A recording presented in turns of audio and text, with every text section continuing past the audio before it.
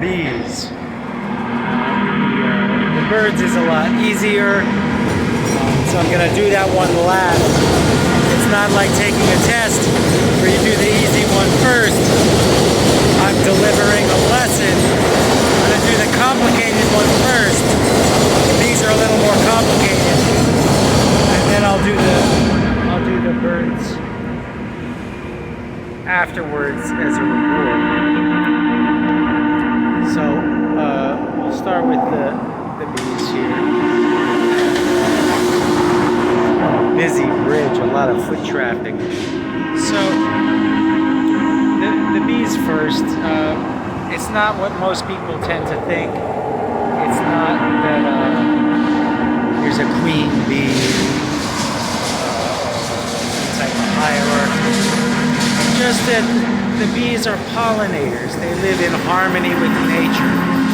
What you'll find actually, because humans are a predatory species, and predators are a type of biological pest.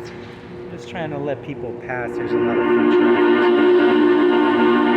So I keep shifting the camera in. So the bees, the lesson we learn from the bees is don't be a pest. Live in harmony with nature. Life is non-zero sum. Predators, parasites, other types of biological pests will occupy the smallest niche in nature. Rarely more than 3% of any ecosystem. Or else you get system failure.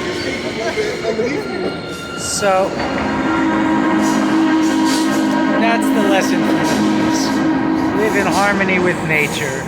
Play non-zero sum. If you and your partner say, oh, it's us against the world, your relationship is doomed to fail.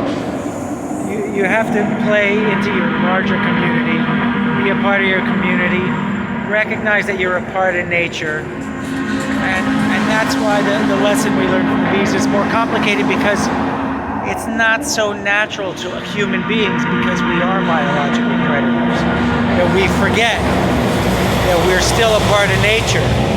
And humans have been domesticated. The power elite are farming us right now and putting our dead bodies and our dead tissue into foods and other products. Look up dead baby Pepsi on Google and they'll give you the whole thing. But anyway, so I'll do the easy one last now, the birds. And you can say this is for the birds if you want.